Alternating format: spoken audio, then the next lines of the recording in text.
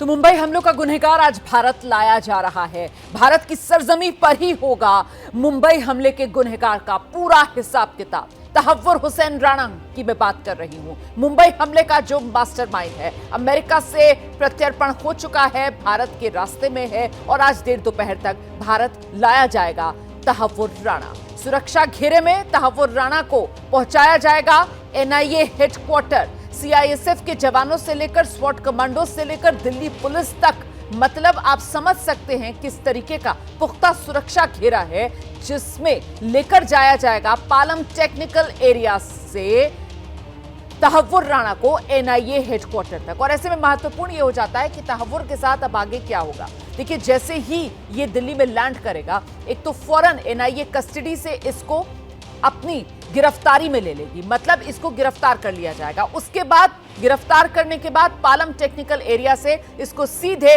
NIA headquarter लेकर जाया जाएगा और फिर जो कुछ होगा वो सब एनआईए हेडक्वार्टर के भीतर ही, कहीं और नहीं लेकर जाया जाएगा इसको। मतलब जो गिरफ्तारी के बाद के नियम होते हैं कि आपको मेडिकल कराना होता है, तो वो मेडिकल टेस्ट जो है वो वहीं एनआईए हेडक्वार्टर में होगा। उसके बाद कोर्ट में पेशी, और ये जानकारी दी जा रही है सूत्रों के हवाले से कि कोर्ट में पेशी के इंतजाम भी तहव्वुर राणा के यहाँ एनआईए हेडक्वार्टर से ही किए जाएंगे।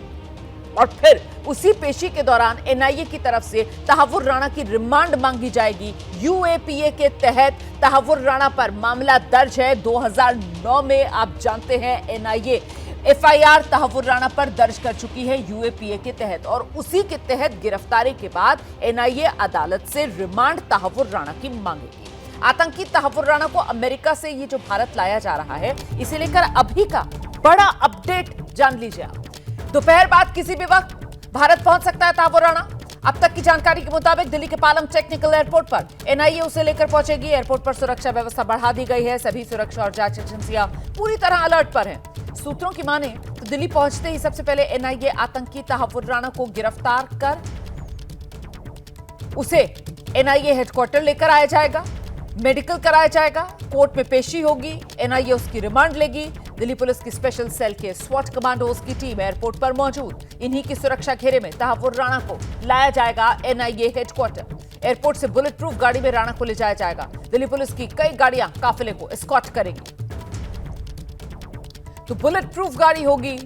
सीआईएसएफ से लेकर स्वॉट कमांडो से लेकर दिल्ली पुलिस तक अपने सुरक्षा घेरे में तहव्वुर राणा को पालम टेक्निकल एरिया से लेकर जाएगी एनआईए हेडक्वार्टर, और वहीं पर फिर आगे की कार्रवाई। सबसे पहले मेडिकल टेस्ट करवाया जाएगा और फिर कोर्ट में पेशी, जहां से एनआईए रिमांड लेगी तहव्वुर राणा की। और ये रिमांड लेना महत्वपूर्ण इसलिए हो जाता है क्योंकि इसी रिमांड में एनआईए की तरफ से पूछताछ होगी, सवाल जवाब होंगे और कोशिश तहव्वुर राणा से वो राज उगलवाने की, जिन राज के बूते पर दुनिया देखेगी कि कैसे पाकिस्तान की सेना के आतंकी संगठनों के साथ सांठगांठ के तार जुड़ते हैं। तो पाकिस्तान को बेनकाब करने का ये भारत के पास एक सुनहरा मौका है। अभी तक जो भी आतंकवादी गतिविधियां, पाकिस्तान से जिनका लिंक, उसको लेकर बड़ी आसानी से पाकिस्तान साफ तौर पर नॉन स्टेट एक्टर्स की आड़ में खुद को छिपा ले जाता है, आतंकवादी संगठनों की आड़ में खुद को छिपा ले जाता है। लेकिन अब ये तहव्वुर राणा जब बोलेगा तो फिर कई राज खोलेगा और पाकिस्तान को बेनकाब करेगा। विस्तार से आगे इन तमाम मुद्दों को लेकर हम चर्चा करेंगे। फिलहाल आप देख सकते हैं पालम टेक्निकल एरिया से हमारे साथ हमारे सहयोगी मनोज वर्मा, एनआईए हेडक्वार्टर से नीरज राजपूत मौजूद हैं, न्यूज रूम से मेरे सहयोगी आशीष कुमार सिंह, और वहीं मुंबई से सूरज ओझा इस वक्त हमारे साथ मौजूद हैं। मैं सबसे पहले आशीष के पास आपको लेकर चलूंगी। और आशीष, आप जरा दर्शकों को ये बता दीजिए कि ये जो प्रत्यर्पण हो रहा है, इसमें बहुत से लोगों के मन में सवाल होगा कि एक्स्ट्रेडिशन किसी तरीके की कोई शर्त, या फिर इसको भी भारत सरकार की एक बड़ी कामयाबी माना जाएगा कि खासतौर से सजा के को लेकर किसी तरीके की इस एक्स्ट्रेडिशन में कोई शर्त लागू नहीं, कोई शर्त इसमें कोई लागू नहीं होती। और इसको ये ज़्यादा बड़ी डिप्लोमेटिक कामयाबी रोमाना इस लिहाज से भी है। देखिए, एक तो कि आप एक फॉरेन कंट्री को कन्विंस कर लें किसी के एक्सट्रेडिशन के लिए,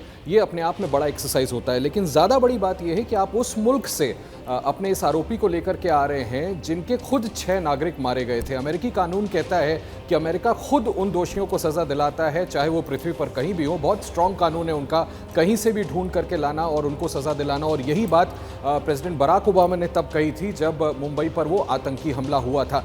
ऐसे में ये बड़ा महत्वपूर्ण था कि कैसे इंडिया इस बात के लिए कन्विंस करे कि जिस आरोपी को आप खुद ट्राई करना चाहते हैं अपने यहाँ, खुद सजा दिलाना चाहते हैं। एफबीआई ने जिसको पकड़ा है उसको आप इंडिया को हैंडओवर कर दीजिए क्योंकि वो हमारा बड़ा गुनहगार है। 2010 से लगातार ये एक्सरसाइज चल रही थी।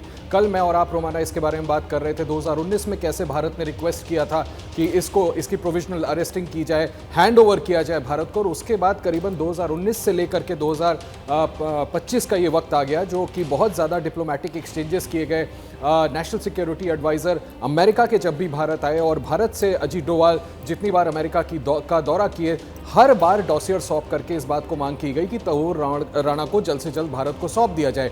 जब उसे ये बात समझ में आ गई कि अब कोई विकल्प नहीं बचा है और अमेरिकी प्रशासन, खासकर प्रधानमंत्री मोदी ने जब पर्सनली मुलाकात की डोनाल्ड ट्रंप के इस जब उन्होंने कार्यभार संभाला इस टर्म में और उन्होंने मांग की, डोनाल्ड ट्रंप राजी हो गए, उन्होंने बाकायदा जॉइंट प्रेस कॉन्फ्रेंस में इसका ऐलान किया। उसके बाद तहव्वुर राणा ने ये कोशिश की कि सुप्रीम कोर्ट जाकर के अपने तमाम अधिकारों को हवाला दे करके इस एक्सट्रेडिशन की मांग को जो अमेरिका ने एक्सेप्ट कर लिया इसको खारिज करवा दे। सुप्रीम कोर्ट ने इंडिया के एविडेंसेस को ध्यान में रखा, जो भी सबूत इंडिया की तरफ से अमेरिका को दिए गए थे, और उसके बाद ये निर्णय किया कि उसकी अपील को खारिज किया जाता है। इस लिहाज से ये बहुत बड़ी डिप्लोमेटिक जीत है भारत सरकार की। मोदी सरकार की कंसिस्टेंट अप्रोच जो रहा वो कहीं ना कहीं कारगर साबित हुआ और अब तहव्वुर राणा आखिरकार उसका नतीजा है रोमाना कि भारत आएगा और उसे यहाँ ट्रायल फेस करना होगा और उसे यही सजा दी जाएगी। आप रहिए मेरे साथ, लौटूंगी आपके पास। मनोज का रुख कर लेते हैं, जानते हैं पालम टेक्निकल एरिया जहां पर सबसे पहले ये विमान लैंड होगा, विशेष विमान जिससे तहव्वुर राणा को लाया जा रहा है भारत, वहां पर इस वक्त सुरक्षा के इंतजाम कैसे नजर आ रहे हैं मनोज?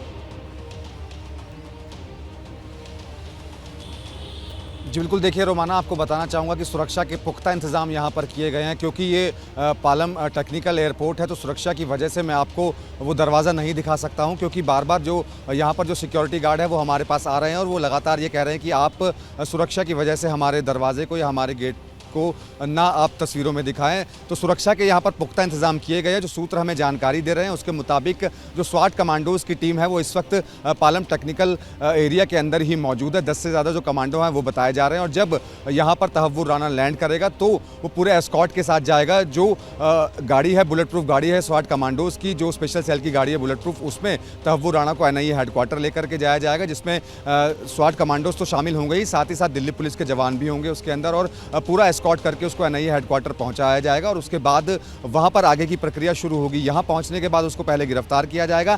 NIA हेडक्वार्टर पहुंचने के बाद तहव्वुर राणा का मेडिकल चेकअप होगा और उसके बाद उसे अदालत में पेश किया जाएगा जहां पर NIA उसकी रिमांड की मांग करेगी और रिमांड लेने के बाद उससे वो सवाल जवाब किए जाएंगे। वो सारी जो जानकारी उससे जुटाई जाएगी वो किस तरीके से इन हमलों में शामिल था। तो कहीं ना कहीं NIA की यही कोशिश रहेगी कि ज़्यादा से ज़्यादा दिन की जो रिमांड है वो तहव्वुर राणा की मिल सके।